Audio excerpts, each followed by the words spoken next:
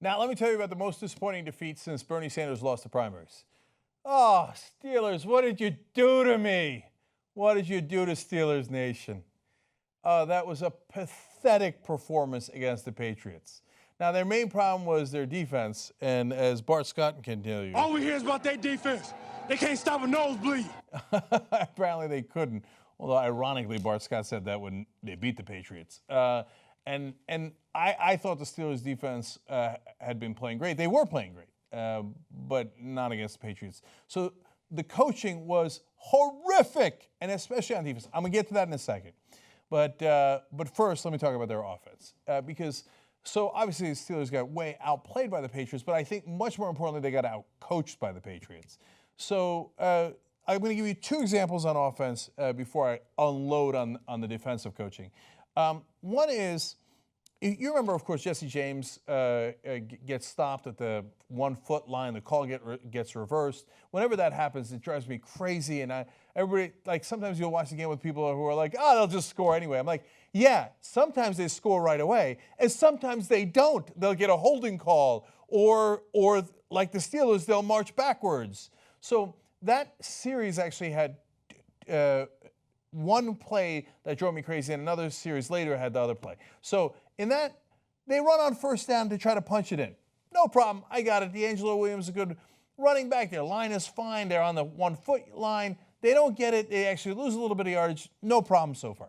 On the second play, they line up in that stupid formation where I start screaming into the TV, everybody knows you're going to run. Don't run. Everybody knows it. Stop driving me crazy. And the Patriots line up, they're like 11 people in the box. They run D'Angelo Williams up the middle. The Patriots burst through with their 12 guys who were ready, their 18 guys who were ready for that play. And they stuff D'Angelo Williams, and he loses yardage. Now they're back at the 5. And then they wind up getting a field goal. Look, everybody knows the play you're going to call. That means the other team does too. That is awful coaching. Now, look, when a schmuck on his couch like me can tell what play you're going to call based on your formation, probably Bill Belichick knows too. Anyway, then on a 4th down later in the game, they go for it near the goal line again. Good. I got no problems with them going for it. They throw a fade to Hamilton. Hamilton? Who's Hamilton? That dude's on Broadway. What are you throwing a fade to him for? Hamilton's not going to... Does anybody think Hamilton's going to catch a fade to the corner of the end zone? That's your 4th down play? Are you nuts? And you didn't expect that Bill Belichick might double cover Antonio Brown? That didn't occur to you? When your other receivers are Eli Rogers, who's not bad, but not a world beater or anything, and then Hamilton and some other dude? Okay. Of course he was going to double cover Antonio Brown. And how do you not adjust in the second half? They got so outcoached it was embarrassing. Now let's move on to their defense. It's not like nobody's ever beaten Brady and the Patriots in the playoffs.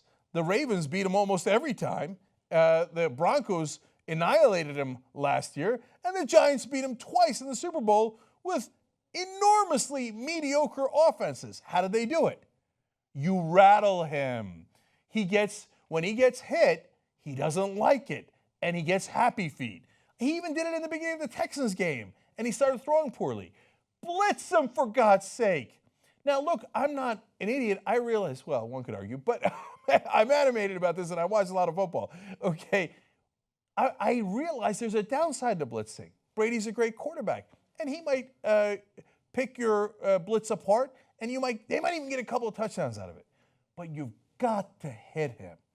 If you blitz enough, you will hit him 2-3 times and get him jittery. If you don't hit him and do what the Steelers did, I think we'll rush 3 for most of the game, and we'll play zone. And we'll give Brady an hour and a half to throw the ball. You're going to give, arguably, the best quarterback who's ever played an hour and a half to sit in the pocket and throw the ball? I got news for you. He's going to find a receiver. He found Chris effing Hogan. Okay? You couldn't find Chris Hogan in the Yellow Pages, if those still exist. Okay? You can't find him in the phone book. You can't find Chris Hogan on the internet. And he found it because you have an hour and a half to throw. Blitz! Blitz! You're the Blitzburg Steelers! Blitz! If you didn't do it in the first half, how do you look at that tape and not adjust in the second half? It was a miserable coaching performance. Miserable. And that's why the Steelers lost. I hope that Quinn is this. I believe he's definitely a better coach, and he rattled Rodgers by hitting him a couple of times. I think he's going to hit the Patriots a lot more times than the Steelers did, and they're going to take chances in hitting them. So I think the Falcons-Patriots should be a hell of a lot more competitive. And it turns out it helps your team if you possess a football coach. That's all. All we hear is about their defense. They can't stop a nosebleed.